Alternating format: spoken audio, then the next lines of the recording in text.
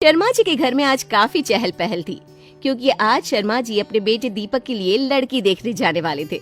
शर्मा जी की पत्नी रमा जी भी बहुत उत्साहित थी अपनी होने वाली बहू से मिलने के लिए, क्योंकि जिन लोगों ने उन्हें ये रिश्ता बताया था उन्होंने कहा था कि लड़की दिखने में बेहद खूबसूरत है, और यही सोचकर शर्मा जी और उनका परिवार काफी खुश था।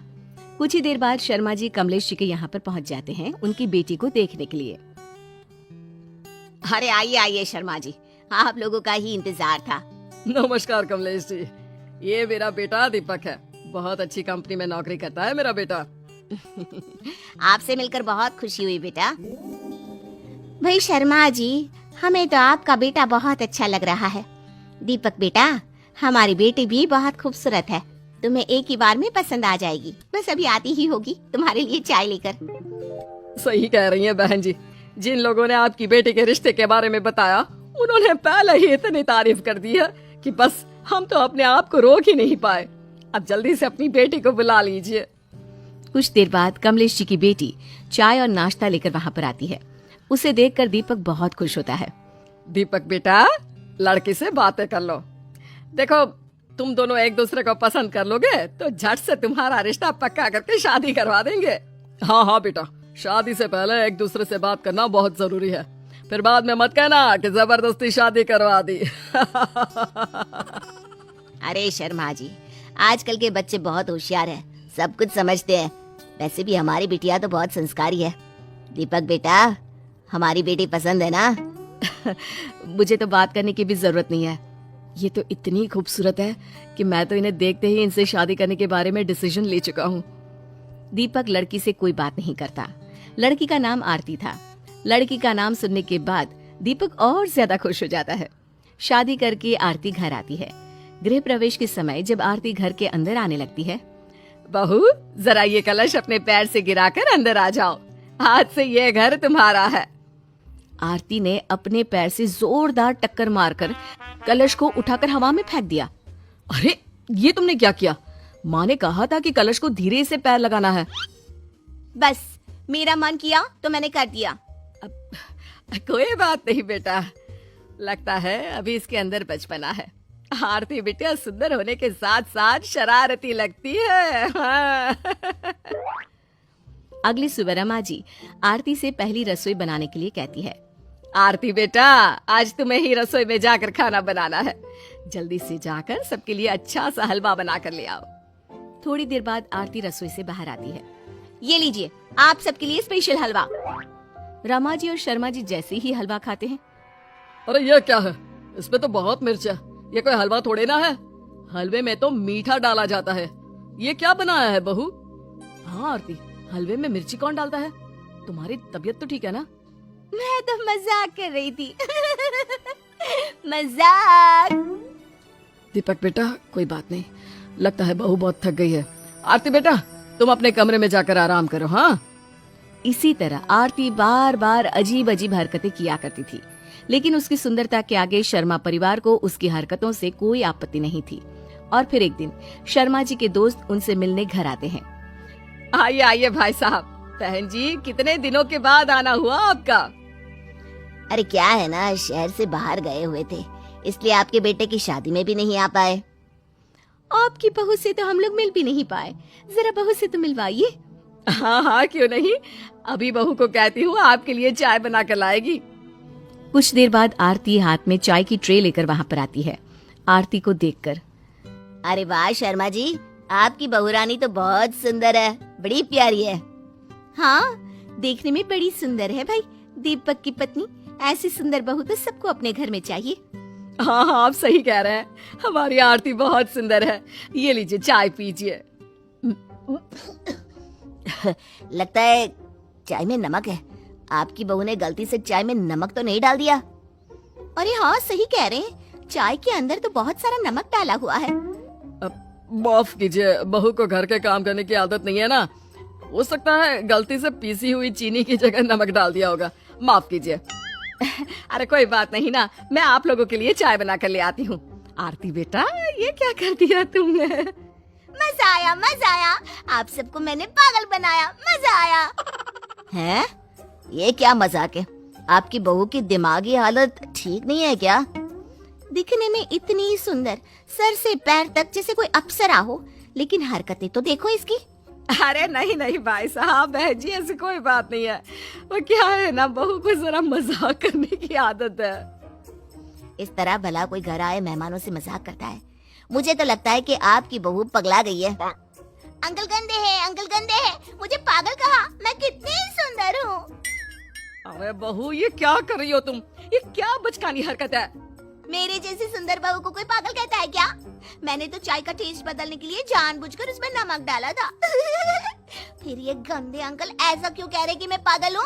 हाँ, पागल तुम हो गए। अरे आपकी बहू तो सच में पागल है, देखो तो कैसे बात कर रही है। क्या बात है, आप सब लोग आरती को पागल क्यों कह रहे हैं? मैं इतनी सुंदर हूँ, मैं इतनी सुंदर हूँ, मैं क्या करूँ? ये सब मुझे पागल कह रहे हैं। मैं कितनी सुंदर हूँ ना। देखिए शर्मा जी, मुझे तो लगता है कि आपने अपनी बहू के सुंदरता के चक्कर में उसकी हरकतों पर जरा भी ध्यान नहीं दिया है। इस तरह सुंदरता के पीछे इतना पागल हो जाना भी ठीक नहीं है। मुझे भी लग रहा है कि अंकल आप ठीक कह रहे हैं। शायद आरती के साथ कुछ तो परेशानी है। मैं अभी इसके घर छोड़कर आता हूँ। नहीं बेटा, ये तुम गलत कर रहे हो। माना कि तुम्हारी पत्नी आरती की दिमागी हालत ठीक नहीं है, लेकिन शादी तो तुम्हारी मर्जी से हुई है ना। मुझे लगता है तुम्हें इसका इलाज करवाना चाहिए। हाँ बेटा, बहन जी ठीक कह रही हैं। तुम्हें अब आरती का इलाज करवाना होगा। देखो जैसे भी है, अब वो तुम्हारी पत्नी है। हाँ हाँ बिल्कुल, और तुमने अपनी पसंद से ही तो आरती से शादी की थी। माना हमने भी आरती को पसंद किया था, पर कोई बात नहीं, अब हम इसका इलाज करवाएंगे। उसके बाद शर्मा जी का परिवार आरती का इलाज करवाता है और कुछ ही दिनों के बाद आरती एकदम ठीक होकर घर लौट आती है। बेटियां कब बड़ी हो जाती है पता ही नहीं चलता। आज की बेटी कल की बहू बनने ही वाली होती है, लेकिन क्या हो जब बच्ची बच्ची ही रह जाए। गीता, ये क्या हाल बनाया हुआ है इस अलमारी का? भला कोई अपने कपड़े इस तरह रखता है क्या? अब मैं कहाँ रखूं अपने कपड़े? यार बच्ची हो क्या तुम? अपने कपड़ों को कहीं भी एडजस्ट कर लो ना। मैंने तय लगाना नहीं सीखा, मैं नहीं रख पाती कपड़े। और हाँ, अगर अपनी वाली ठीक से रखो तो मेरे भी रख देना प्लीज। एडजस्ट करने के लिए जगह भी तो होनी चाहिए ना। यार ये कपड़े उतार कर फेंक देती हो, बिल्कुल बच्चों जैसी हो। रुको मैं सिखाता हूँ कैसे तय करते हैं कपड़े, ठीक है? ये क्या है, हर बात पर बच्ची हो बच्ची हो। रहने दो, रुको मैं करती हूँ।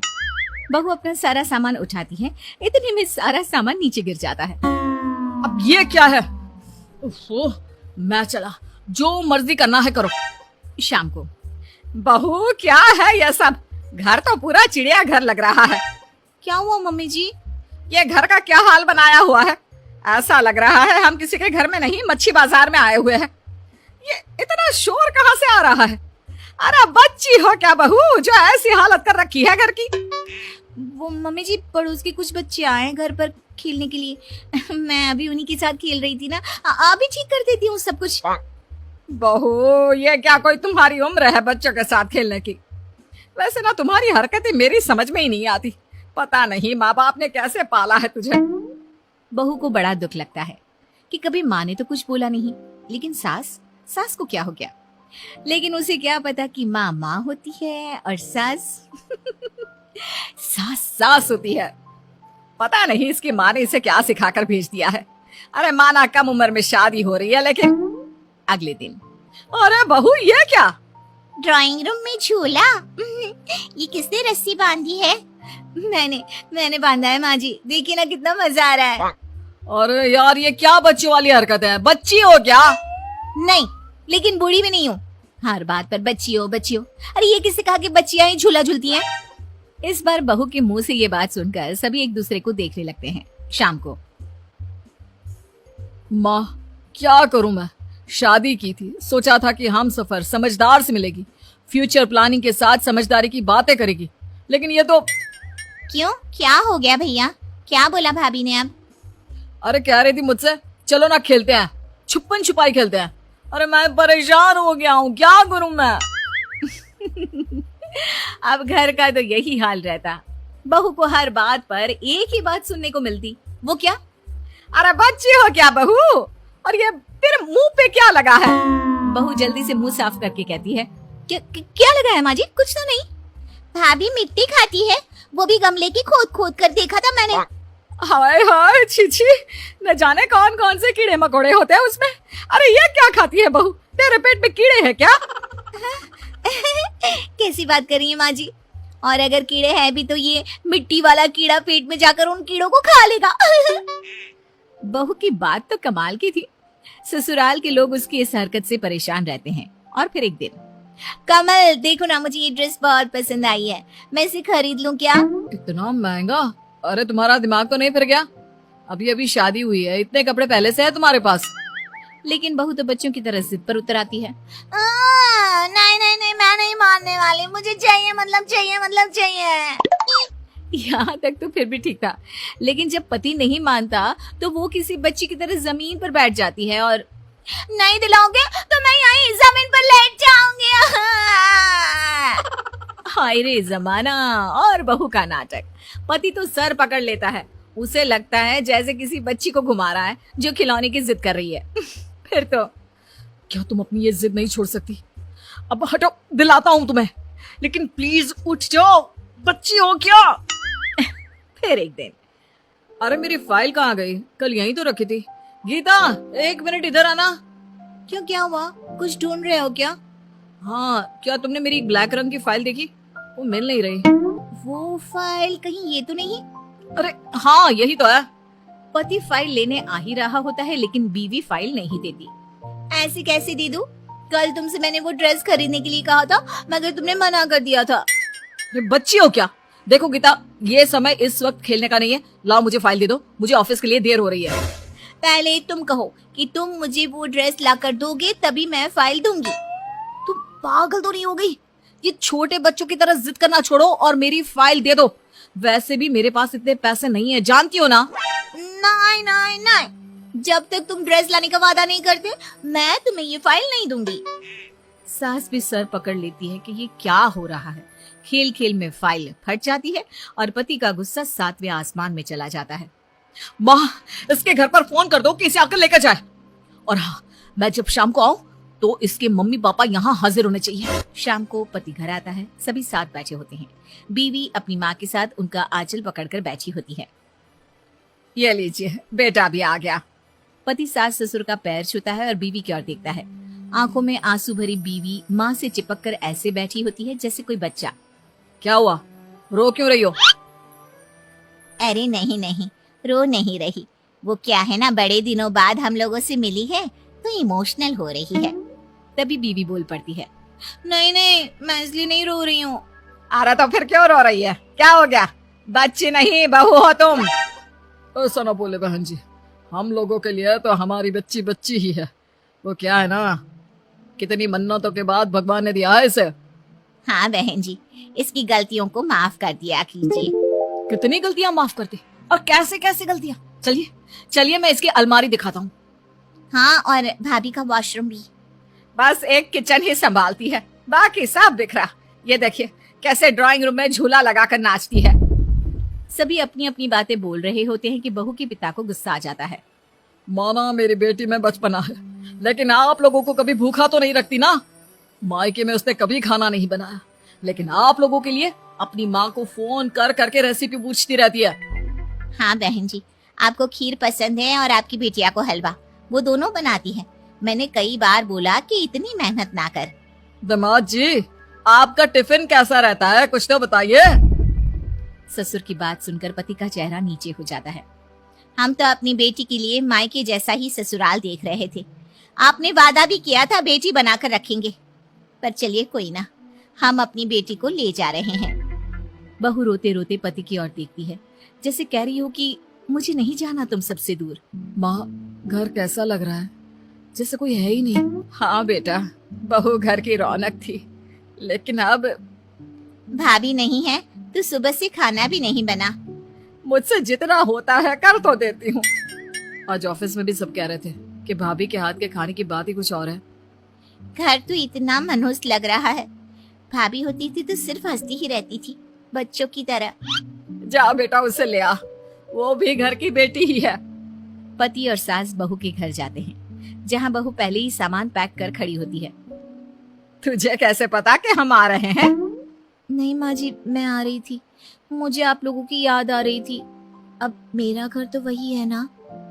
पति बीवी की मासूमियत देखकर उसे गले लगा लेता है।